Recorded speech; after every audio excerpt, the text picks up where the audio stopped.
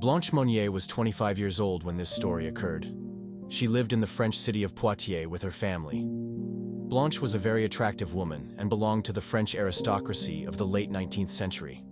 Her father had been dean of the Faculty of Letters at Poitiers, and she had a brother named Marcel. In 1876, Blanche met who she considered to be the love of her life, a lawyer older than her, but who was living in poverty. Blanche wanted to marry him. The problem was that her mother didn't approve. A man whom Louise described as someone without a penny wasn't suitable for a young woman of the aristocracy. And one day, Blanche disappeared without a trace. Her parents invented all kinds of excuses to avoid the neighbors' questions, who were evidently worried about what was happening. They didn't want to stop the rumors that she had left, and simply decided to let people forget about their daughter's existence over time. The young woman had simply disappeared. Sometime later, Blanche's mother began giving explanations to those who wouldn't stop asking, worried, obviously. She said that Blanche had gone mad, that she had a mental illness, but they didn't want to admit her to a psychiatric hospital. Instead, according to her, Blanche was in the family home with all her needs being attended to. The reality, however, was very different. Through one of the house's windows, at times, a voice could be heard. A neighbor of the family began trying to pay attention to what this voice was saying. It told of being locked up without reason, was worried, and also thought about how to get out of that place. So, finding the situation strange, this neighbor went to the house's door and asked Louise whose voice it was. She told her it was her daughter, and that her mental state had deteriorated so much that she was imagining things like being a prisoner. Soon after, the window was completely sealed so that no one could hear Blanche again. In 1885, the man Blanche wanted to marry died. By then, Blanche's mother Louise was lamenting the terrible death of her daughter, apparently deceased due to her mental state. At least that's what she told everyone. But everything changed when on May 23, 1901, 25 years after Blanche's disappearance, a Paris prosecutor received a letter with horrifying details that were even difficult to believe. The letter was anonymous, had no signature, and didn't say how they knew these details, but stated the following. Mr. Attorney General, I have the honor to inform you of a matter of exceptional gravity. It concerns a young lady who is locked up in Madame Monnier's house, deprived of food, who has lived on rotten garbage for the past 25 years. That is, her own waste. In reality, this letter had been written by one of the household servants, a new girl who had arrived recently replacing the previous one. She arrived and saw the state Blanche was in, where she was living, what was happening to her, the room where they kept her locked up, and decided to alert the authorities. For their part, the Monnier family held an excellent reputation. Louise Monnier, Blanche's mother, was now a widow, 75 years old, and thanks to her work in the city had received an award from the Committee of Good Deeds. Next to the mother's house lived the brother Marcel, also considered an active and valuable member of society. Skeptical of this complaint, the prosecutor decided to send the central commissioner, a man named Bucqueton. This man would be in charge of investigating the matter, which he didn't believe to be true. That same day at 5 in the afternoon, Bucqueton, along with other investigators, went to the Monniers' house in Poitiers. While at first they found nothing strange, Louise presented numerous objections when the investigators wanted to enter a room located on the second floor in the attic. This room, by the way, was quite small, not a main one. However, by insisting, they managed to enter. As soon as they opened it, they began to perceive an odor that was so fetid that Bucqueton had to step back as the smell permeated his nose and throat. The room was incredibly dark. All windows were closed, and it wasn't exactly clear what was happening inside. Bucqueton walked to a window facing the street, intending to open it to let air circulate, but couldn't. Both the windows and shutters were secured with chains and padlocks, and above them was a curtain that prevented any ray of light from entering. After several attempts, the commissioner managed to open the window and could finally see what was inside the place. In a corner of the room, sitting on a straw bed, was a naked woman surrounded by excrement, insects, and food remains.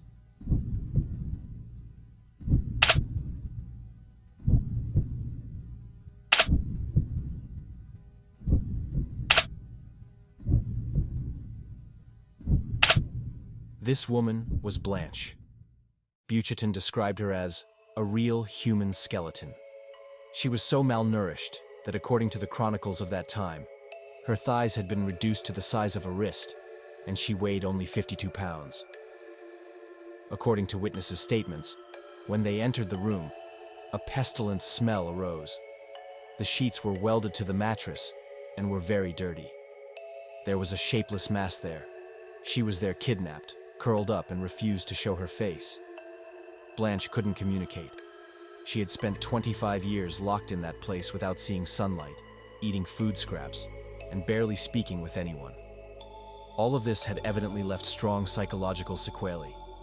While trying to put clothes on her to take her to a hospital, she simply wouldn't respond like a normal person would, but instead just screamed. Additionally, for a very long time, not a single person had stayed with her for too long. So suddenly having so many people in her room made the situation even worse. During all that time, she had only seen her family and some servants. Blanche's hair hadn't been cut during her entire confinement. Apparently, she couldn't even bathe. This is also why she was called the real Rapunzel. Her nails hadn't been cut in all that time either, and her hands looked like claws. Witnesses detailed that the woman lived in what appeared to be hell, full of food scraps, poultry, and meat bones. Her body was covered with a crust formed of dirt, and there were bugs everywhere. The abandonment was such that she had worms measuring more than 4 centimeters long, lice and cockroaches walking on her body. The room's humidity was so high that there were fungi growing inside. Due to her physical state, as she was extremely weak and unable to stand up, but with help from the people who came to rescue her, Blanche managed to descend the stairs and was transported by ambulance to a health center. On her body, beyond all this, there were no signs of wounds or bruises.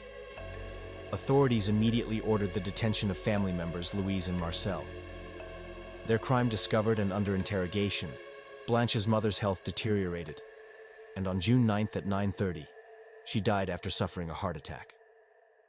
Before dying, Louise had assured that she loved Blanche so much to the point of sacrificing herself for her, and blamed her daughter's state on the negligence of the servants, because clearly they were all to blame for leaving her locked up for 25 years in what seemed like a tower without contact.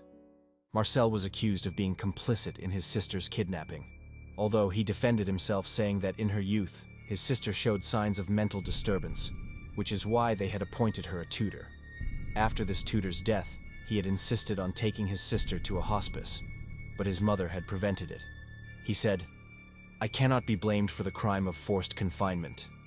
Moreover, there was no kidnapping crime since many people had access to Blanche's room, knew about the situation, knew she was in that state, and yet left her there. So it was definitely still his fault. On top of all this, it's believed that the young woman had tried to escape because one of the panels in the door of the room where she was locked up showed signs of recent repair. In turn, on the room's walls, various inscriptions could be read, such as "Freedom, freedom," or "There is a favorite in the house and it's not me," and "It's very unfortunate to be forced to live and die in a dungeon." Pencil and ink drawings were also found on the wall of hearts traced with arrows and crosses, which were emblems of suffering. Will I ever see freedom? Will I remain in a dungeon? These questions were on the walls of the room where they had locked up Blanche, which she had written before completely losing her sanity. So on May 26th, just 3 days after the liberation, one of the most well-known newspapers of that time published a note designating Blanche as the Recluse of Poitiers. French society went crazy with this news. The theory quickly began to circulate that Blanche had been condemned for falling in love with a man who had no fortune. For this reason, to prevent this relationship, the young woman was locked in her prison, where she soon lost her sanity. The trial for Blanche's kidnapping and confinement began the following October, and countless witnesses participated. In the preliminary investigation alone, the judge had received 160 testimonies from people who had had a relationship with the Monnier family. There were neighbors who told of screams coming from the mansion, and others described Blanche before her confinement. She was sweet, kind, refined, tall, and had never shown any eccentricity, said one of the people who had seen her. Several house employees claimed to have direct orders not to open the room's window. When pressed about why they hadn't reported this if they knew about everything, They all excused themselves, citing fear of losing their jobs. Even a former employee assured that Blanche's madness was due to love desperation. The doctors who examined Blanche and testified during the trial had very different views about her situation.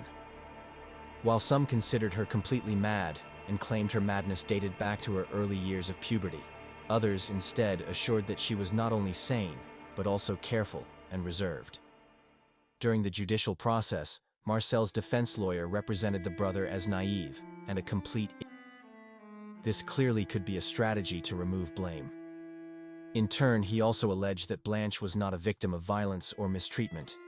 He said, "There isn't even confinement in the legal sense of the word because it's about whether the act of closing a door behind someone who has no intention of leaving establishes the constitutive act of crime called violence or assault." But the truth seems to me the worst excuse of all. Although during the trial, it was determined that Blanche's mother, now deceased, was guilty of her kidnapping and confinement, Marcel was considered an accomplice. Despite it possibly being true that he had tried to take her to an asylum against his mother's refusal, he accepted the situation and even visited his sister in the room where she had been locked up. He was aware of everything that was happening and still did nothing, even after seeing her in that state surrounded by waste. Even then, he didn't complain again. Marcel was then sentenced to 15 months in prison. Once he completed his sentence, he spent his last years in a mansion in the Pyrenees until he died in 1913. Blanche was sent to a psychiatric hospital after all this. Unfortunately, she never managed to recover and also died in 1913. So yes, it's a quite disturbing and moreover sad story. Very sad, because initially the family locked her up regardless of whether she really had any mental problems to treat. They locked her up, and not only that, but it wasn't that the door was open and she could leave when she wanted. No. They had the windows closed, had done it on purpose so no one could hear her speak. She was on the top floor in a remote part in a tiny room on a straw bed. They didn't even bathe her.